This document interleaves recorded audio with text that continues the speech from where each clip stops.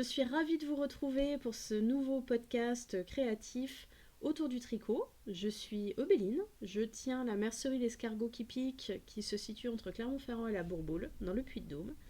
Et ceci est donc mon univers. Majoritairement, nous allons parler de tricot, de projets en cours, de projets terminés, et également les nouveautés magasins que on peut désormais retrouver. Il y a là pour aujourd'hui deux fils que j'aimerais vous présenter. Voilà.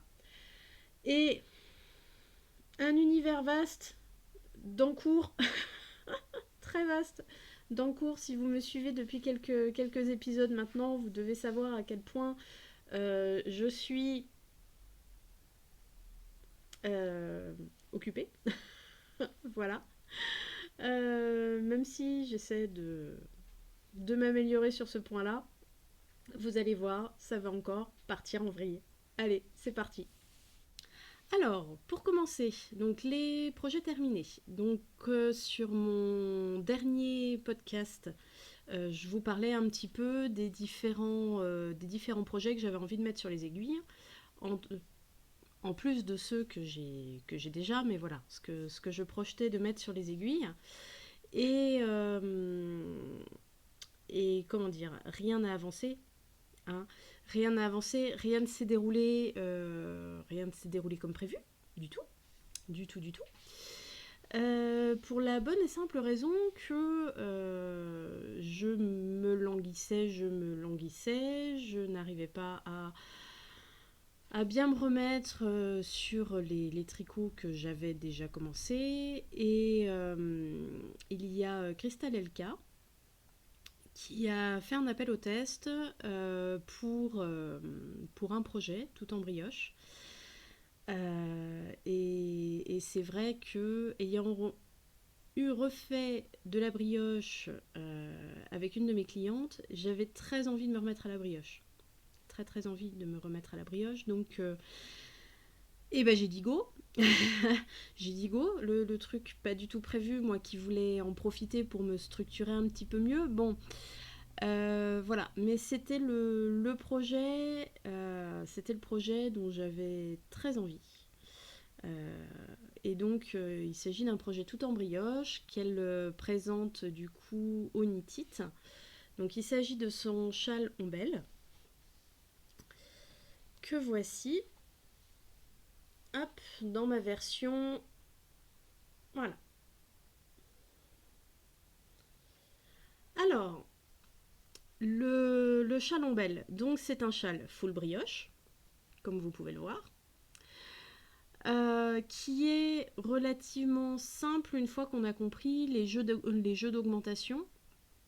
La difficulté technique va se situer surtout sur la bordure, parce que vous voyez, elle est très travaillée. Alors, moi, pour la bordure, elle le met pas dans le patron, mais franchement, pour la bordure, c'est bien quand même avec des marqueurs, pour bien se repérer, bien savoir où on en est. Voilà, donc l'inspiration lui vient des ombellifères. On peut bien retrouver effectivement les ombellifères avec les bractées. On est vraiment sur ces plantes type carotte sauvage, petite ciguë, ce genre de choses. On est sur un châle en double texture, c'est-à-dire elle a prévu donc d'utiliser une fingering. Donc moi j'ai utilisé une 100% mérino. La base bébé mérino de Fontine en teinte qu'on a teint avec une amie. Voilà, au festival Saint-Bonnet Créative. Voilà, donc moi j'ai eu envie d'un jaune varié. Et pour la couleur contrastante, elle part sur du mohair. Je pousse ma tasse, hop là, pour pas que ça trempe dedans. Donc elle était partie sur un mohair, elle avait acheté un mohair aux fermes de mohair au mohair des fermes de France, donc c'était le mohair de Chambord. Moi j'ai utilisé une lace. Son mohair est plutôt, elle le prévoit plutôt pour une fingering, mais Ça marche bien avec une lace poilue type kit silk classique. Voilà. Et donc ça, c'était un écheveau que j'avais acheté il y a longtemps à Déborah, les petites potions.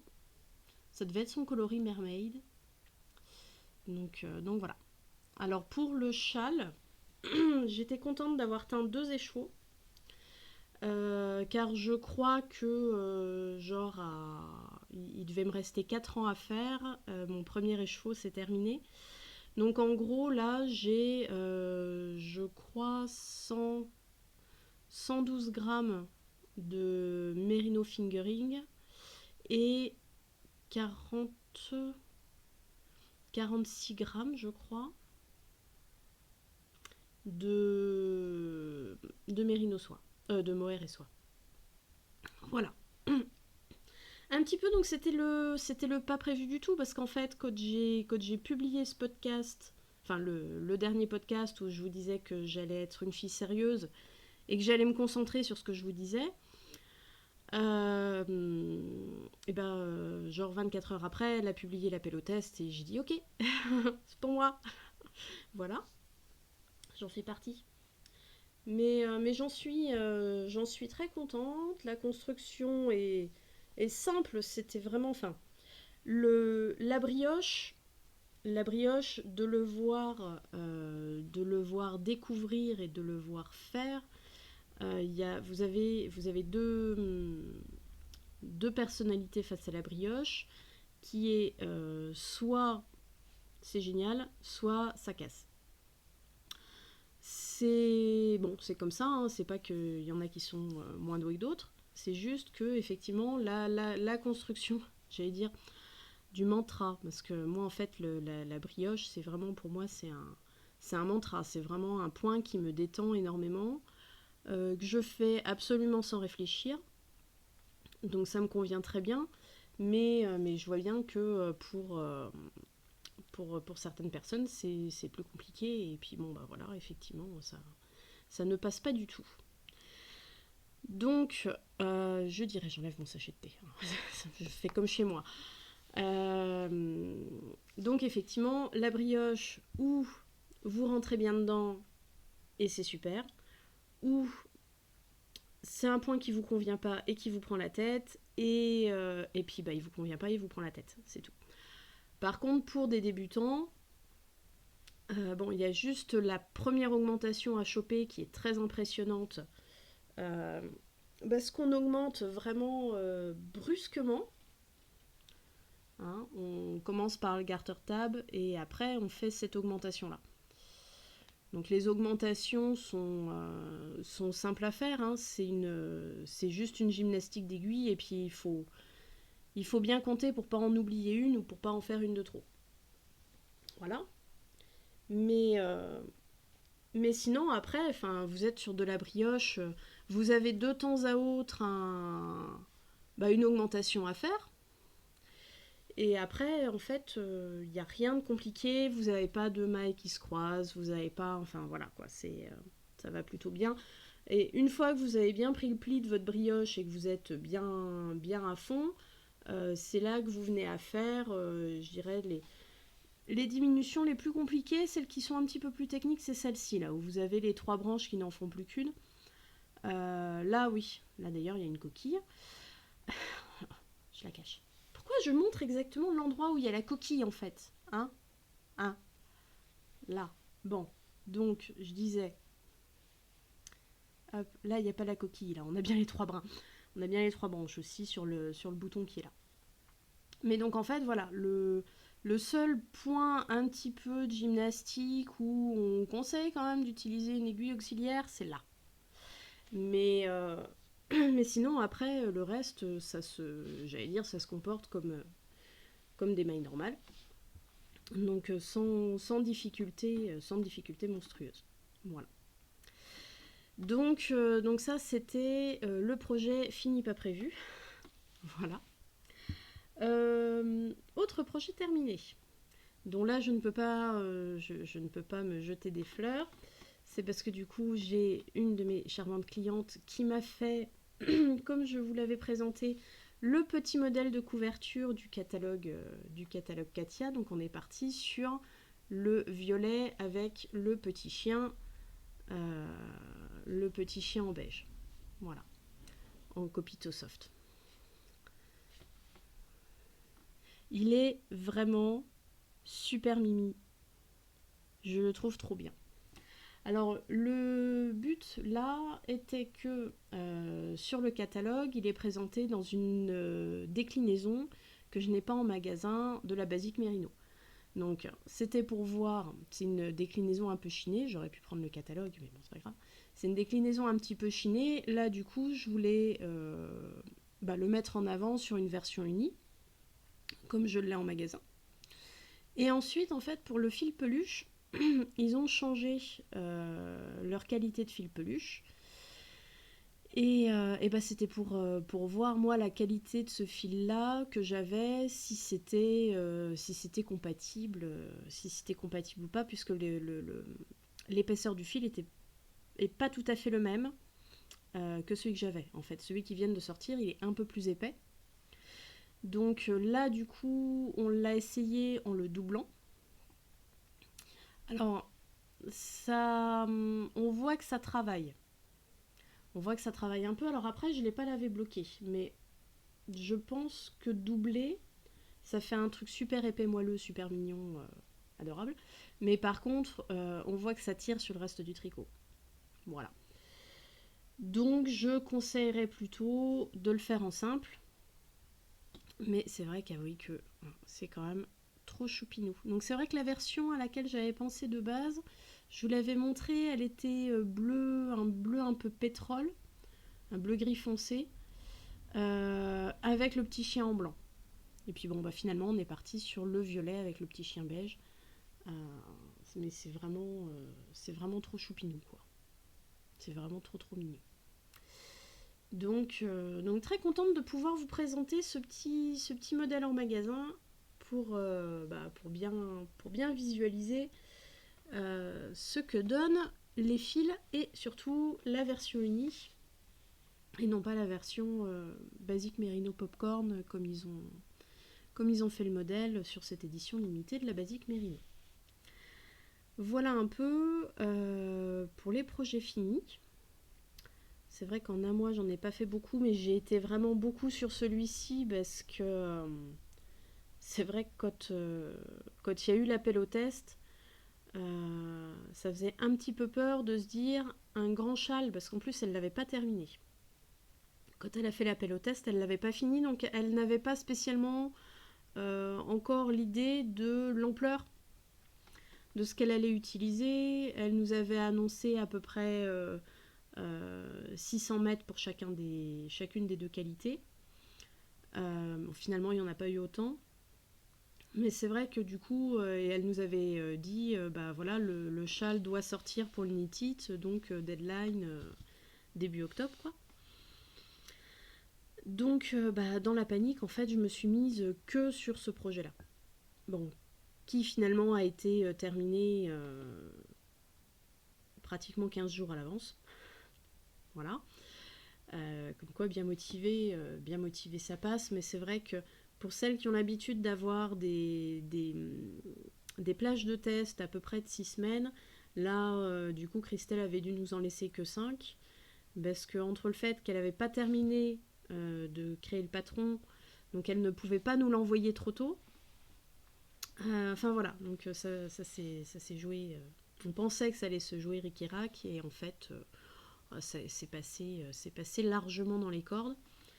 Donc voilà, du coup, je n'ai tricoté que sur celui-ci jusqu'à présent.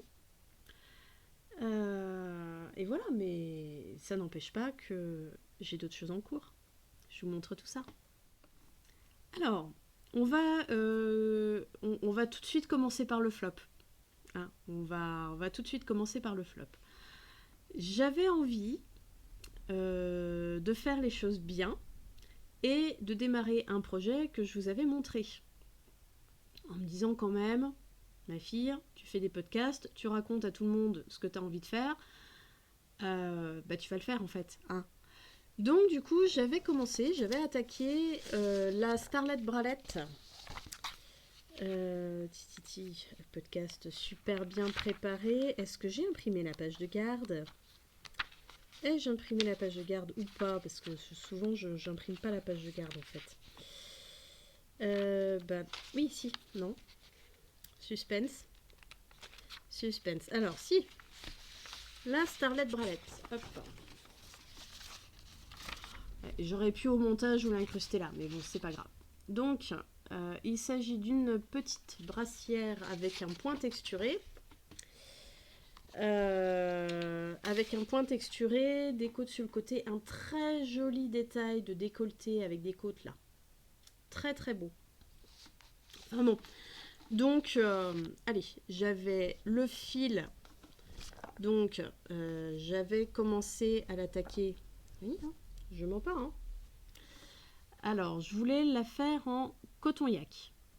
En théorie, pour ma taille, sur la brassière, il ne faut que 2 pelotes. Ça tombait bien. Il m'en restait 2 dans les rayons qui pleuraient toutes seules. Donc, moi, le coloris m'allait bien. Il est relativement lumineux, donc même si c'est un coloris un peu foncé, le point texturé sera bien mis en valeur, je pense, avec ce côté un peu métallisé du yak. Voilà. Donc on est sur un 60% coton, 30% laine, 10% yak. Alors, interlude vente. Oui, donc du coup, la coton mérino, donc 60%, soit pour 60% coton. Et c'est ça, 30% laine et 10% yak. Voilà. Donc, pour la petite anecdote, c'était mon petit caston d'anniversaire. Voilà. Donc, je m'étais dit, depuis le châle, je n'ai rien monté. Ça fait plus d'une semaine que j'attends. C'est le jour de mon anniversaire. Je me monte ma brassière. Voilà. Donc, je prends les mesures, je vérifie, gna gna gna. Voilà, tout va bien. Et du coup, je fais mon montage. Alors, bien sûr, montage en côte, là. Je compte mon montage, tout va bien. Je pars sur mon truc, nickel. Je fais en... Bon, c'est du 3,25. Je fais mes 5 cm de côte, impeccable. Puis quand même, au fur et à mesure que ça montait, mes côtes, je me disais... Je veux bien que ce soit une brassière, que ça va être serré, mais c'est quand même serré, quoi. Hein. Bon. J'arrive à la fin de mes côtes, je commence à faire mon rang de placement de marqueur pour bien déterminer les côtés, où est-ce que j'ai le point texturé, machin, bon bref. Et à la fin de mon rang, je me rends compte que j'ai oublié 30 mailles. 30 mailles. Pas 2, 30. Donc effectivement, oui, 30 mailles, bah, il me manquait les 10 cm qui me manquaient. Hein. C'était sûr, ça allait aller nickel, avec les 30 mailles en plus. Bon. Donc, bon, autant que tu manques de mailles, je triche, c'est que 2 mailles, autant là 30. Non, Donc, bon, bah c'est revenu au point de départ. Bon, je m'en suis rendu compte que le lendemain, hein, ça va, j'ai pas perdu une semaine, mais 30 quoi. Enfin, sérieux. Je trouvais bien aussi que c'était petit quoi. Quand on se pose la question, mais ça me paraît petit mon truc, pourquoi j'ai pas compté hein? Pourquoi j'ai pas recompté? Surtout que bon, quand t'es sur 2 cm de côte, ça se compte bien quoi. Enfin, bon, bref, voilà. Bon. Donc ce sera pour un autre jour parce que après je me suis dit bon c'est bien gentil mais en fait une brassière c'est pas du tout un vêtement de saison. Hein. Là on a envie de retrouver des pulls. On n'a pas envie de faire du yoga sur une terrasse. Enfin sérieux non. Bon, bref. Donc voilà. Mais bon c'est le projet est là, les fiches sont tirées, tout est surligné à la bonne taille. Hein je me marquerai un gros plus 30 à côté du nombre de mailles à monter. Enfin, voilà. Donc bon, bah tant pis. Par contre, du coup, entre-temps, enfin le jour où j'ai remarqué que il me manquait mes 30 mailles, je venais de recevoir une commande Katia. Et j'avais fait venir dedans un nouveau fil, voilà, sur un malentendu client, hein, comme on dit. Un malentendu, des fois, ça passe. J'ai une cliente qui m'a commandé un fil que je n'avais pas forcément en boutique, mais que je trouvais sympa, qui était sur le même type de base que ce que j'ai, mais avec du tweed, c'est-à-dire la Merino Tweed. La Merino Tweed, en fait, on est sur la même base, grosso modo, que la Merino Aran, sauf que c'est des pelotes de 50 grammes et qu'elles ont le petit fil de tweed. Donc ça, je vous montrerai la gamme du coup à la fin du podcast. Mais donc, ma cliente choisit sur le nuancier, etc. Ben, on va partir pour ça. J'en voudrais 6 pelotes. Est-ce que ça vous convient? Oui, pas de problème. Pour 6 pelotes, je fais venir un paquet, pas de souci. Je trouverais bien quoi faire de 4 pelotes de Merino Tweed. Bon. Et puis, je vais pour passer ma petite commande. Et là, qu'est-ce que je remarque? La Merino Tweed ne se vend pas par 10 pelotes, mais par 20 pelotes. Bon. 20 pelotes. Donc forcément, bon, une quantité pull qui allait me rester sur les bras, ça va, c'est une quantité pull. Mais, je me suis dit en même temps, c'est un fil qui a l'air de bien fonctionner. Ça fait partie de ces fils, ma foi, qui plaisent quand même bien, qui contiennent plus de moitié de laine. Donc qui sont à la fois chauds et faciles d'entretien. Katia propose des chouettes modèles dessus. On est sur un fil sur un Aran léger. Donc en plus, bon, c'est pareil, on est sur un fil qui se tricote en 4,5. Donc c'est plutôt sympa. C'est plutôt une bonne taille. Donc je me suis dit, bon, bah, quitte à faire venir une quantité pull, je pense que je prends pas trop de risques à faire venir la collection. Ça, et on finit avec ça. Bon, bref. Donc j'ai fait venir 11 coloris sur les 16 proposés. Normal. Un test. Je prends que 11 coloris. Voilà. Et puis bon, un peu blasée par mon échec, je me suis dit bah tiens, si j'en profitais pour mettre sur les aiguilles la Merino Tweed, elle est déjà plus de saison que de se faire une petite brassière, et je devrais bien avoir quelque chose de sympa à mettre sur les aiguilles avec, alors ou modèle Katia ou autre. Et traînait dans mes dossiers de patrons achetés sur Ravelry le Drema de Yennefer Stenglass. Hop. Que voici. Yeah.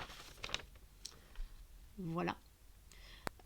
Ça doit faire, oui, 4 ou 5 ans que je l'ai dans ma bibliothèque Ravelry et que je ne l'avais finalement jamais mis sur mes aiguilles. Et je me suis dit, bah tiens, c'est du fil Aran.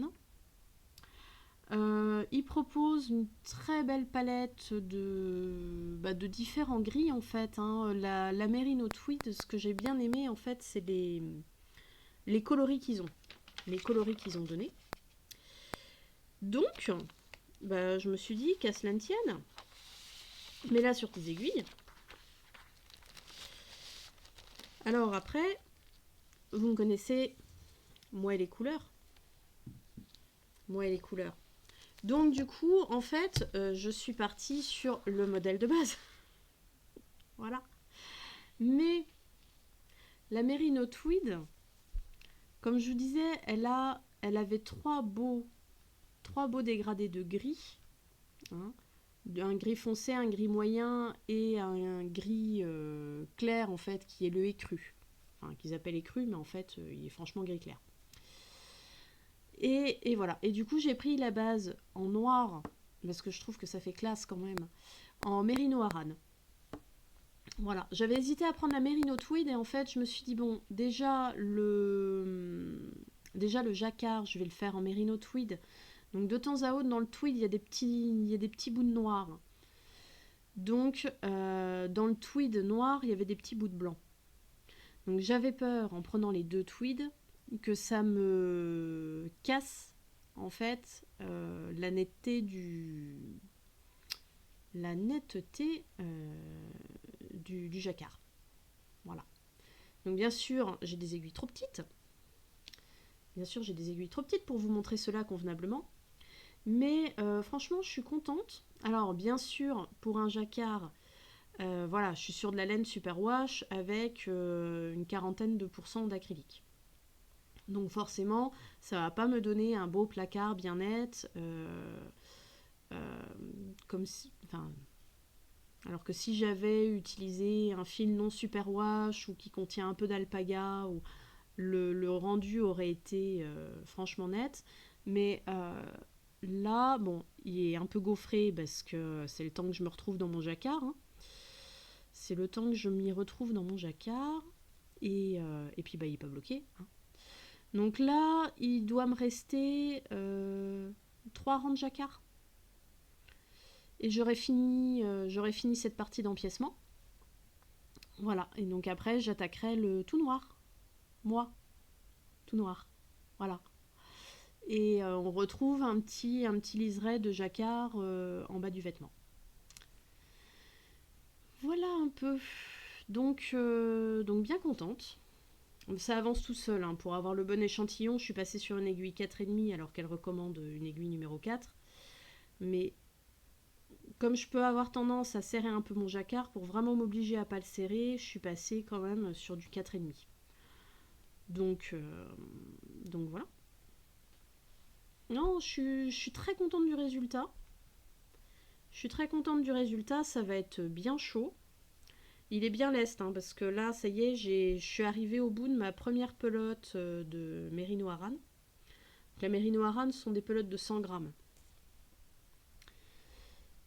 donc voilà, je suis arrivée au bout de cette pelote-là. Une fois que j'aurai fini mon jacquard, je pèserai mes pelotes pour bien voir qu'est-ce que j'ai utilisé du coup comme quantité juste pour le yoke. Parce que ça peut être très chouette d'utiliser sur une déca un peu épaisse ou de faire un dégradé.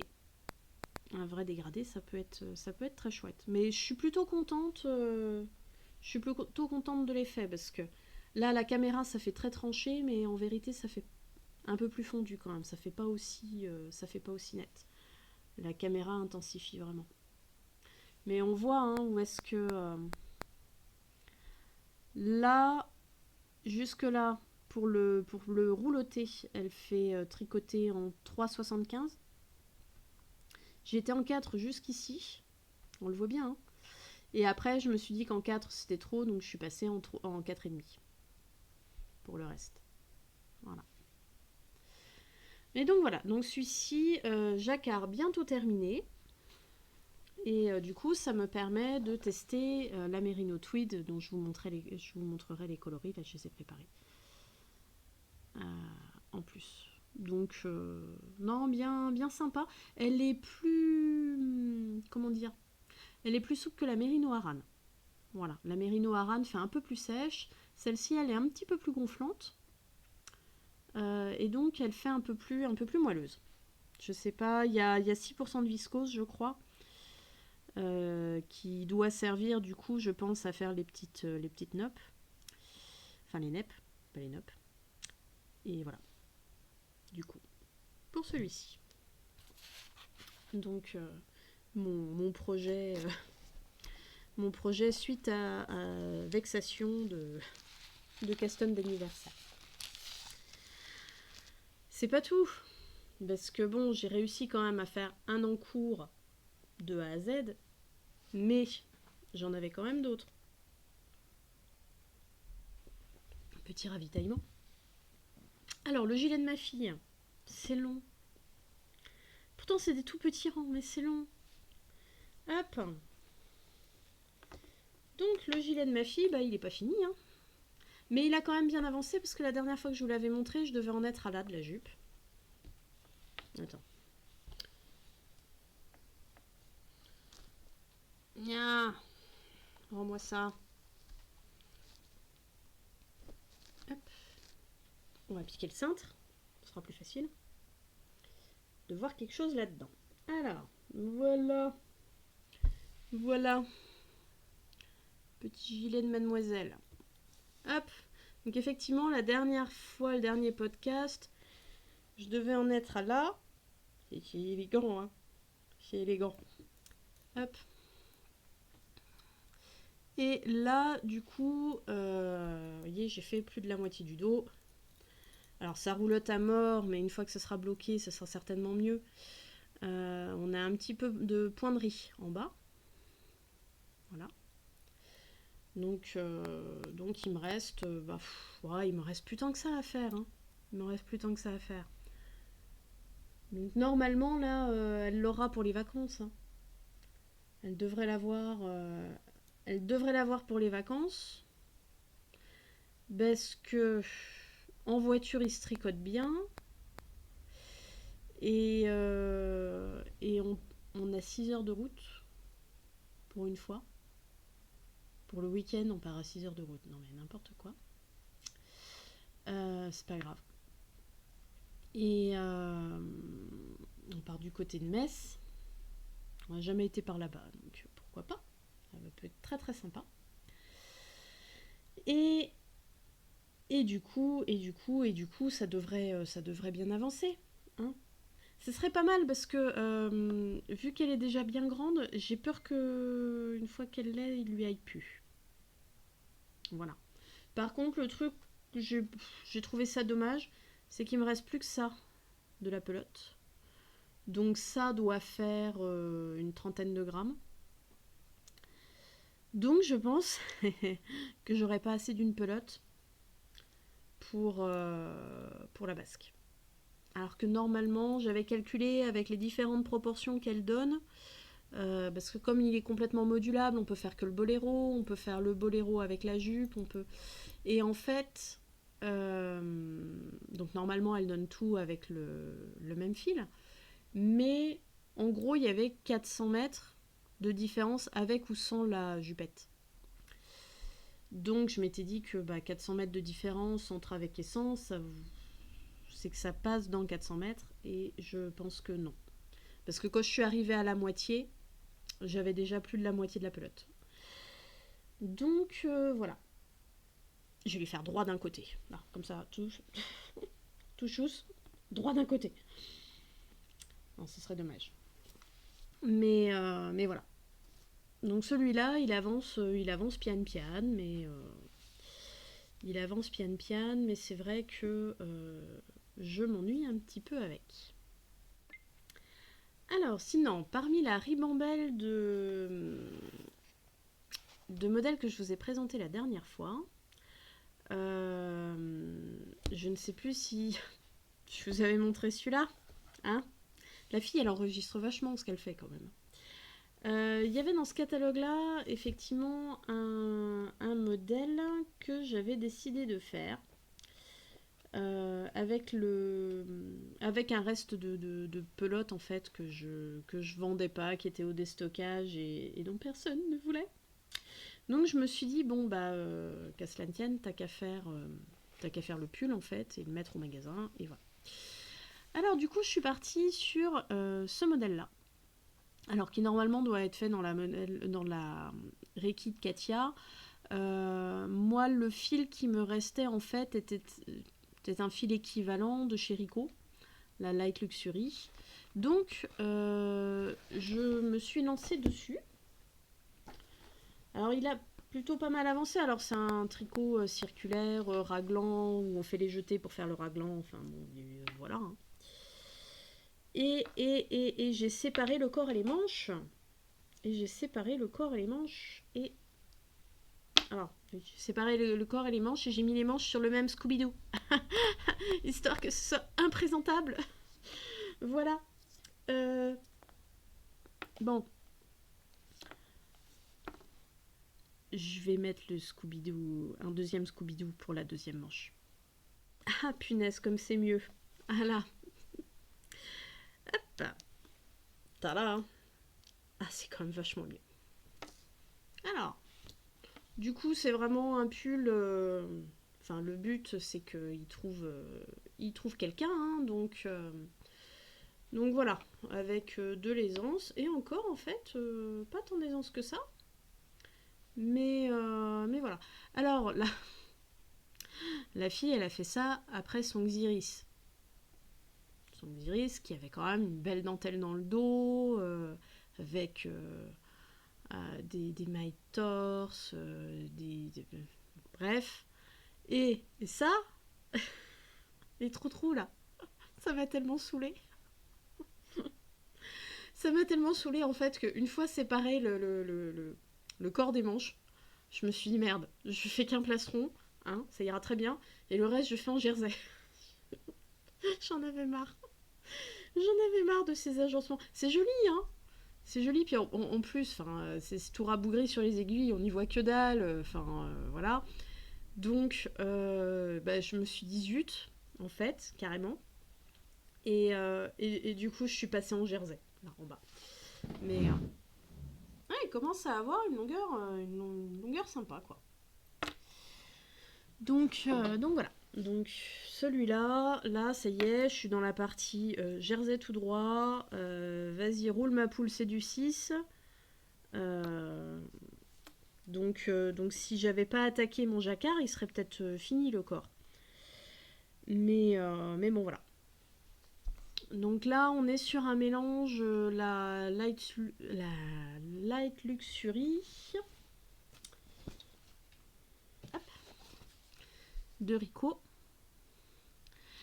Et nous sommes sur un mélange 74 alpaga, 22% laine et 4% nylon. Voilà.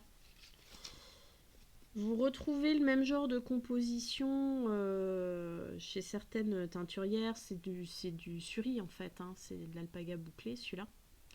Sur un fil un petit peu épais. Et moi, c'était un fil que j'avais fait rentrer il y a 2 ans, que j'avais beaucoup aimé. En plus, il avait des coloris assez chouettes. La pelote en elle-même était un peu chère. Mais en fait, elle va très loin. Pour un pull, il vous faut 5 pelotes, quoi. C'est vraiment... elle va très très loin. Donc c'est quand même relativement intéressant finalement. Vous en sortez pas plus cher qu'un pull, j'allais dire entre guillemets, classique. Voilà. Donc pour dire que voilà, il y a de l'alpaga et elle est très chaude, elle est ultra légère. Bon, c'est vraiment un fil que j'adore. C'est un fil que j'ai pas du tout réussi à vendre. J'ai 2 clientes qui m'ont acheté des quantités pulls. En plus, en voulant s'assurer qu'elles en avaient suffisamment, donc en prenant 7 pelotes, et puis bon, au final, il leur en est resté trop. Donc 3 pelotes. J'ai 3 pelotes, 3 clientes qui m'ont acheté des quantités pulls. Non, une qui m'en a racheté encore après. Par contre, en m'en prenant plus que 6 pelotes au lieu de 8.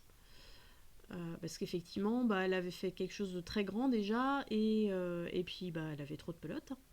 Donc c'est vrai que, mine de rien, elle était à 12 € la pelote, mais effectivement, pour une taille 42, il vous en faut que 5, quoi.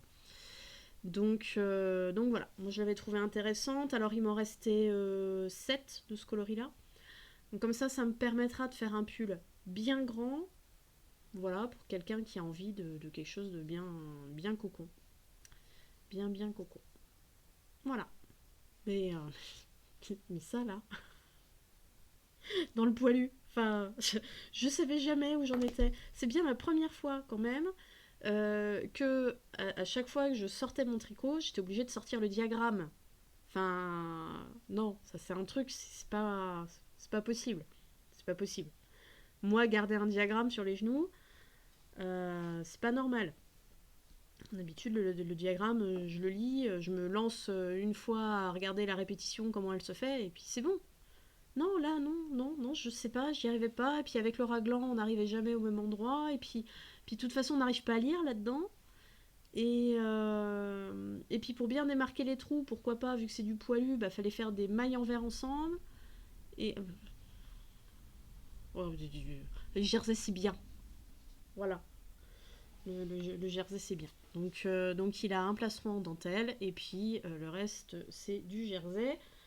Et puis d'abord, des trous en plein hiver, pourquoi, hein? En hiver, on n'a pas envie de trous. Hein, voilà. donc, zut. Voilà. Mais par contre, j'avoue que le résultat est un truc ultra méga douillet. Donc ça va être pas mal. Et il me reste encore un très joli marron. Là, le marron, il m'en reste 10 pelotes. Voilà. Et puis après, il me reste 2 pelotes par-ci par-là. Voilà. Tout simplement. Ensuite, là par contre, c'est pas de ma faute. Il y a encore un encours, mais là j'y suis pour rien. On a, avec les filles du Café Tricot, on a décidé de faire un cadeau à une d'entre nous. Et du coup, on a décidé de lui offrir le doudou par excellence. Le doudou par excellence. Il est bientôt fini. Là, moi, je pense qu'en une heure, il est plié. Mais comme on est nombreuses à vouloir passer dessus, j'attends jusqu'à la dernière minute avant de lui donner le coup de grâce. Nous la tricotons dans la Polar, alors qui est quand même vachement moins bleue que ça. Hein. Mais donc la Polar de Katia, donc, qui est cette grosse pelote fausse fourrure. Et on lui a fait un petit châle demi-lune qui ne tient plus sur les aiguilles. Alors vu que c'est un fil qui glisse et que je n'ai pas de... J'ai rien en bout d'aiguille. Hein. Je vais manipuler avec précaution. Mais donc voilà. Le doudou réconfort. Alors c'est terrible parce que on a tout envie d'en faire un maintenant. On a tout envie de s'en faire un. C'est un piège. C'est un piège, cela. Voilà. Un gros doudou. Un gros doudou. Donc là, il y a 4 pelotes. Alors, du coup, il pèse. Hein. Il est bien lesté. Mais voilà quoi. Un bon gros doudou. Et c'est vrai que non, ça fait envie. Elle a vraiment quelque chose. Alors on la tricote en point mousse. Hein. Alors là, la Polar, c'est pas la peine d'essayer de faire quoi que ce soit dedans. Vous ne verrez rien. Ne serait-ce que perdre vos mailles, vous ne verrez rien. Alors là, du coup, même, on a carrément fait, et ça se voit absolument pas, les jetés, les augmentations, on a fait des jetés, donc on peut passer les doigts dedans. Voilà. C'est un concept, hein. C'est un concept.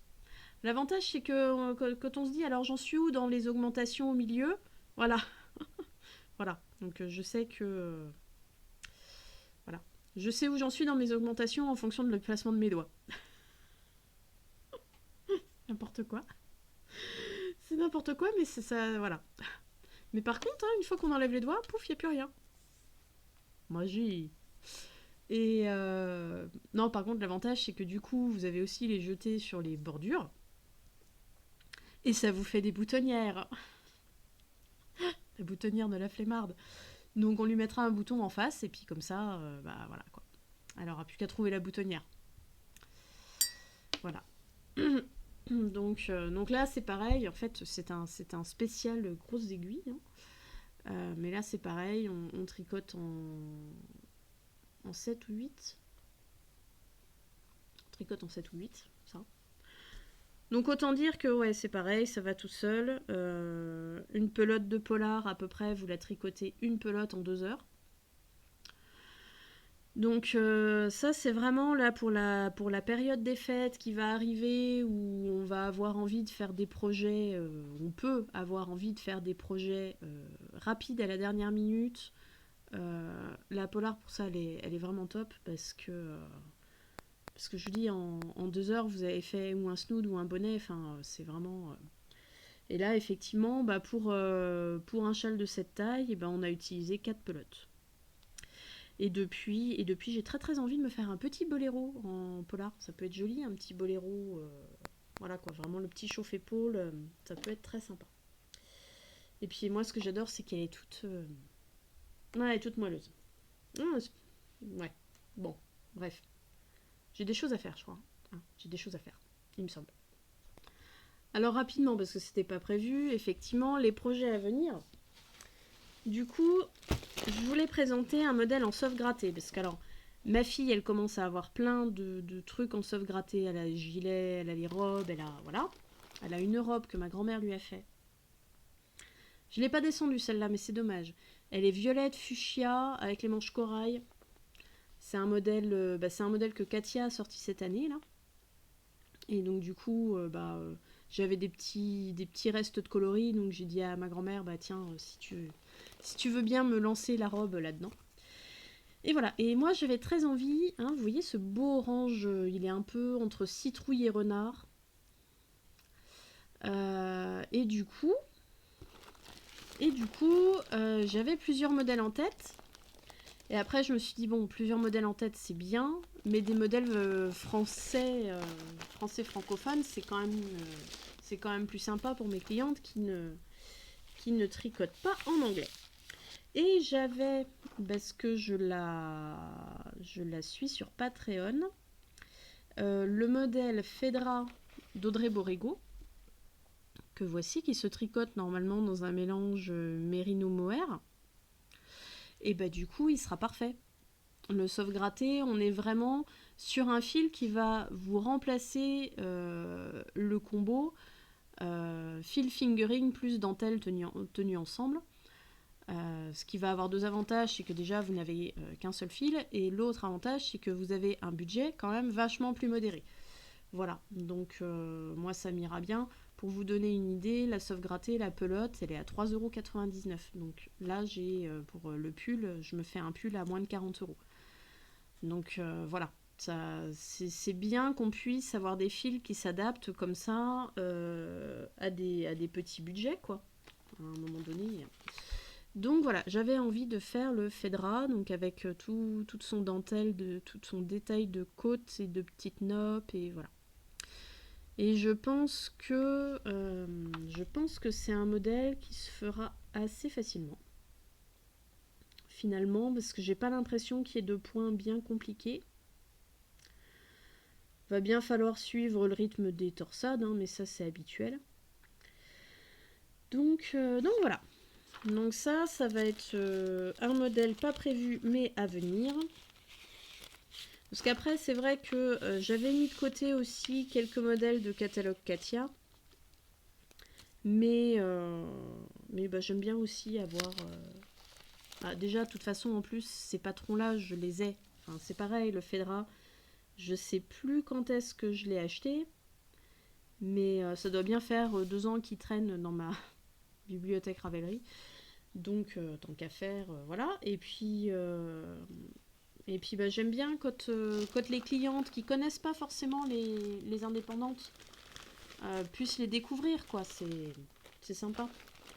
C'est sympa. Surtout les indépendantes que j'aime bien. Voilà, pour qui j'en ai fait pas mal. Et au cas où je m'ennuie, j'avais fait un réappro. J'avais fait un réappro de Basique Mérino parce que il me restait des pelotes par-ci par-là. Et donc, du coup, j'ai enlevé tout ce qui était pas du même bain. Et il me reste ces 3 coloris-là qui, je trouve, vont plutôt bien ensemble. Hein. Je trouve ils vont plutôt bien ensemble et je m'étais dit que je ferais le pull... comment il s'appelle ? J'ai plus le nom exact, mais le pull qui est inspiré de Buck dans Harry Potter. Je vous mettrai la photo là. Voilà, dans le magazine Harry Potter, parce que c'est pas... Enfin, le magazine, le livre. Parce que c'est pareil, c'est un modèle qui est traduit en français, donc voilà. Et je trouvais que c'était plutôt sympa au niveau des coloris. Le pull à la base est proposé dans des tons gris. Et moi là je m'étais dit dans des tons marron beige, ça peut être sympa. Voilà. Si je m'ennuie, en plus de tout ce que je vous ai proposé dans l'autre podcast. Mais là vous avez vu, hein, j'ai préparé les paquets. Hein. J'ai préparé... Ah voilà. C'est Buckbeak de Dana Williams Johnson. C'est ça. Voilà.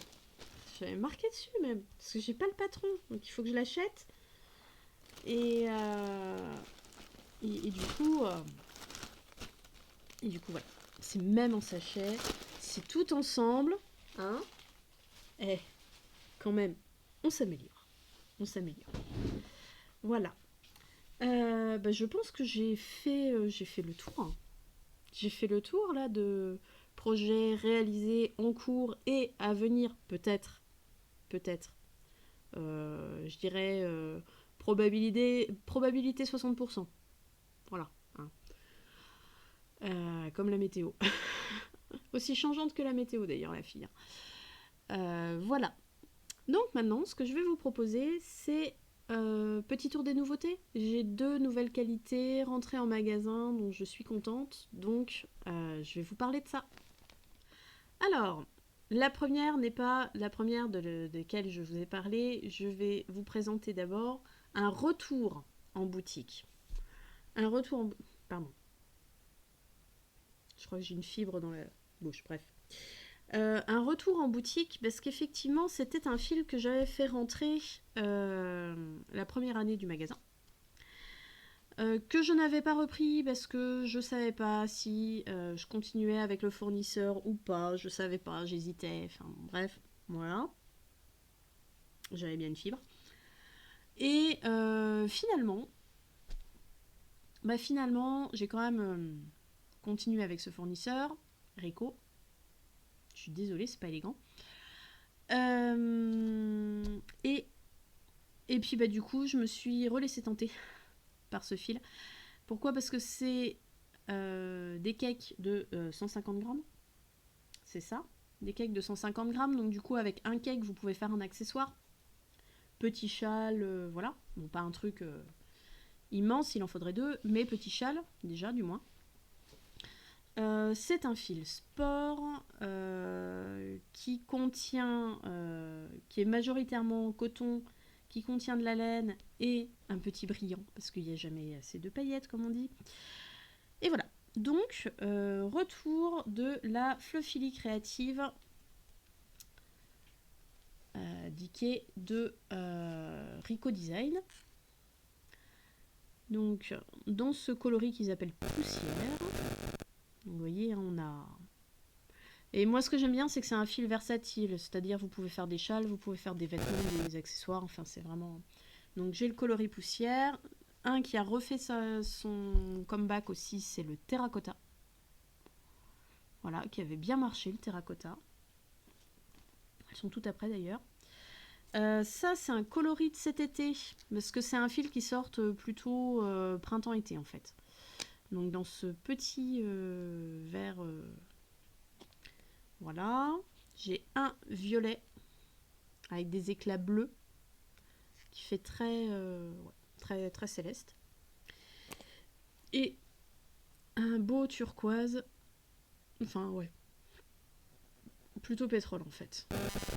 Alors, il rend beaucoup plus bleu. Enfin, il rend très violet sur la caméra, en fait. Il rend très, très violet sur la caméra. En fait, il est un peu plus vert. Un peu plus vert. Voilà. Donc moi, ça c'est un fil que j'aime bien, par exemple, pour le châle Stormy Sky de Life is Cozy. Hop, vais-je trouver le bon endroit ? Voilà. Pour celui-ci, qui est vraiment un châle que je conseille pour débuter, en fait. C'est vraiment un châle débutant. Aussi bien débutant que débutant en patron anglais, parce qu'en patron anglais il est très simple à comprendre. Une amie l'a traduit, donc voilà. En plus au magasin on propose la traduction, puisque de toute façon au pire Moi, je la faisais en boutique, donc ça me permet juste de ne pas avoir à reprendre des notes. Voilà. Mais qui est donc un châle triangulaire asymétrique qui se commence de la pointe pour aller jusqu'à l'autre côté et où vous alternez du coup des rangs de points mousse, de points de rivière et de trou-trou. Ce que j'aime bien dans cette construction-là et ce que je trouve du coup très simple pour les débutantes, c'est que vous augmentez à la fin de votre rang allé. Donc ce qui fait que vos rangs, vous les commencez toujours de la même manière. J'en discutais là avec une cliente, j'ai le Range Shawl de Anna Imori, je crois, qui lui, pareil, est de la même construction, sauf qu'en fait, on augmente toujours la première maille. Donc ce qui fait que il faut pouvoir adapter tout de suite la continuité de votre motif, en fait. Donc c'est un petit peu plus compliqué quand on débute de bien pouvoir poursuivre son motif dès lors qu'on attaque par l'augmentation, alors que là, le gros avantage de celui-ci, c'est que vous finissez par votre augmentation. Donc, finalement, il n'y a qu'à la fin du rang que vous vous posez la question de si vous êtes bien ou pas, et au pire, vous bidouillez. Voilà, ça se verra pas, ça se verra pas, ça se verra pas. C'est ça, c'est un patron pro bidouille. C'est impeccable. Vous avez fait un rang trop, c'est pas bien grave. Vous avez fait votre jeté, vous l'avez oublié, c'est pas grave. C'est voilà. Et de toute façon, c'est toujours à la fin du rang qu'on s'adapte pour retomber sur ses pattes. Donc, que demander de plus. Voilà, donc pour le créatif le fili. Voilà. Et tac et tac. Voilà. Qui était donc un fil que je proposais il y a 2 ans. Et qui était tout parti très bien. Que j'avais pas repris dans le doute. Et en fait, que j'ai repris là parce que je l'aime beaucoup. Alors, c'est 40% coton, 30% polyester, 20% acrylique et 10% laine. Il n'y a pas beaucoup de laine. Par contre, l'avantage, c'est que ça vous fait un cake à moins de 15 euros. Voilà. Ils sont pas très très chers et donc du coup, bah, ça vous permet de pouvoir, par exemple pour les cadeaux de Noël, avec 15 euros et un petit peu de temps, pouvoir offrir un petit châle ou même écharpe plus mitaine ou enfin voilà. Moi c'est un fil que j'aime bien pour ça aussi parce que bah voilà, pareil, ça respecte les petits budgets et qu'on a beaucoup besoin de ça en ce moment. Voilà. Puis pour les cadeaux, c'est sympa, les coloris sont jolis, il y a un petit peu de brillant. Que demander de plus? Alors, donc, pour ce qui est de ma logique absolue, dans le genre, vous me commandez 6 pelotes, je fais rentrer la gamme. Vous êtes prêts? Alors, la Merino Tweed. La Merino Tweed, on va commencer par les nuances de gris que je vous ai montré tout à l'heure. J'aurais dû les mettre sur une tige en fait, sur une aiguille à tricoter longue, comme ça, pouf. Hop. Donc, la coton Merino Tweed. Coton Merino, non, la Merino Tweed. La coton Merino Tweed, elle existe aussi, mais non, là c'est la Merino Tweed. Donc on est sur 51% laine, 43% acrylique et 6% viscose. Voilà, donc c'est pour ça j'aime bien cette composition là parce qu'elle s'entretient bien et elle a quand même plus de 50% de laine. Alors plus de 50% de laine, elle en a 51 et ça compte. Voilà. Et donc du coup au niveau de l'entretien elle est cool quoi. Hop. Donc ça ce sont les nuances de gris que j'utilise avec ma Merino Aran pour faire le dégradé. Donc voilà, elles sont chouettes hein. Elles sont chouettes. Ensuite, on a dans les tons plutôt marron. Hop. On a 2 tons de marron. On a un moutarde qui va bien aussi avec. Hein. Hop, on a un moutarde. Bon, on a le noir classique. Pourquoi j'ai pas présenté le noir comme ça? Regardez là, comme c'est beau. Hop. Voilà. Hein. Mais voilà, c'est ce que je disais en fait, le noir. J'avais peur qu'avec le côté... il est très très... Il est très très varié le noir. Par rapport aux autres, là celui-là par exemple le gris. Par exemple les gris on voit moins en fait les neppes. Mais sur le noir on les voit vachement en fait. Donc j'avais peur que si je faisais mon jacquard avec comme base la tweed, qu'en fait on n'allait rien y voir. Donc c'est pour ça que j'ai préféré passer sur la Merino Aran qui elle est color block. Ensuite j'ai pris deux verres, deux très beaux verres, et les deux derniers coloris que j'ai pris qui sont un rouge un peu brique et un jean. Il y avait trois niveaux de bleu différents. J'ai pris le plus foncé. Alors, il n'est pas aussi vif qu'à la caméra. Il n'est pas aussi vif qu'à la caméra. Mais voilà, donc je trouvais leur palette de couleurs intéressante parce que assez, assez rustique en fait. Ils n'ont pas de couleur peps. Ils en ont une qui ressemble un peu, qui est la Bulky Tweed, donc qui est plus épaisse. Et là, dans celle-ci, ils ont mis plus de coloris pep sur la Bulky Tweed. Par contre, j'ai pas voulu la prendre non plus parce que même si je pense que j'aurais de la clientèle à Bulky, mais je trouvais ça dommage parce qu'elle avait plus que 10% de laine. Tout le reste c'était acrylique et viscose. Et par contre, il y avait plus que 10% de laine et j'ai trouvé ça dommage. Encore, ça aurait été la même composition que la Merino Tweed. Je me dirais, par exemple, pourquoi pas pour l'année prochaine ou voilà. Mais avec que 10% de laine, je trouve ça dommage. Voilà. Donc voilà pour la Merino Tweed qui vient de rentrer en boutique. Moi vraiment j'aimais bien leur gamme de couleurs parce qu'on est sur des couleurs assez... je vais dire assez naturelles en fait parce qu'elles ont un côté un peu... je vais pas dire terne parce qu'elles sont pas ternes. Mais voilà quoi, ils sont restés dans des coloris assez nature. Assez nature, donc du coup... ouais, j'ai trouvé ça intéressant. Donc on va voir ce que ça donne. On va voir ce que ça donne du coup à l'utilisation. Alors même si effectivement sur un jacquard du coup c'est pas non plus comme si on avait un pull entier avec, mais voilà. J'aimais bien le rendu. Donc j'en suis plutôt contente. J'espère qu'elle vous conviendra aussi. Ça sera chouette. Voilà. Et ben ma foi, on a fait le tour.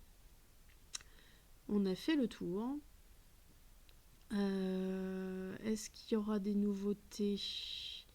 Pas pour le moment, parce que les prochaines grosses nouveautés qui vont venir, ça va être des meubles. Voilà. Parce que j'ai décidé de me séparer de mes gros monstres en bois là derrière. Et j'en ai un autre aussi pour la laine. Voilà. Pour différentes raisons. Donc ça va être le prochain gros chantier parce que j'ai commandé 6 meubles. Voilà, tant qu'à faire. 6 meubles de 1,20 m par 2 mètres. Voilà. Donc je pense qu'il va y avoir un gros week-end de montage. On va avoir un gros week-end de montage et rangement. Enfin, je sais pas encore quand est-ce qu'ils arrivent les meubles, mais ça va être quelque chose, ça va être comique. Je sens que ça va être comique. Voilà. Donc normalement, prochain podcast, vous n'aurez plus ce monstre-là derrière. Vous aurez une nouvelle présentation du magasin, tout simplement. Voilà. Et ben j'espère que vous aurez passé un bon moment, que ce podcast vous aura plu. N'hésitez pas à partager, à m'envoyer un petit commentaire, à me mettre un petit like, ça fait toujours plaisir. N'hésitez pas à venir voir Instagram. Alors en ce moment c'était un peu... j'ai pas énormément publié. Il faut que je me ressaisisse. J'ai énormément de travail en retouche. C'est une horreur. C'est une horreur. Je fais une retouche, j'en ai 6 qui arrivent. À tel point que je finis par me demander si je vais vraiment continuer à faire les retouches, parce que si à chaque fois que j'appelle un client pour lui dire que sa retouche est prête, j'en ai 6 qui arrivent, je vais pas tenir la cadence. Voilà. Mais bon, c'est pas grave, ça fait du taf, c'est bien. C'est bien. Et les gens jettent moins. Donc ça, c'est cool aussi. Voilà. Mais oui, donc n'hésitez pas à venir me voir sur Instagram, Facebook, à partager ces vidéos et puis à venir me voir en chair et en os à l'occasion sur Rochefort-Montagne. Voilà, allez, je vous souhaite une bonne fin de journée, fin d'après-midi, qu'importe quand vous regardez cette vidéo. Et je vous dis à bientôt. Au revoir.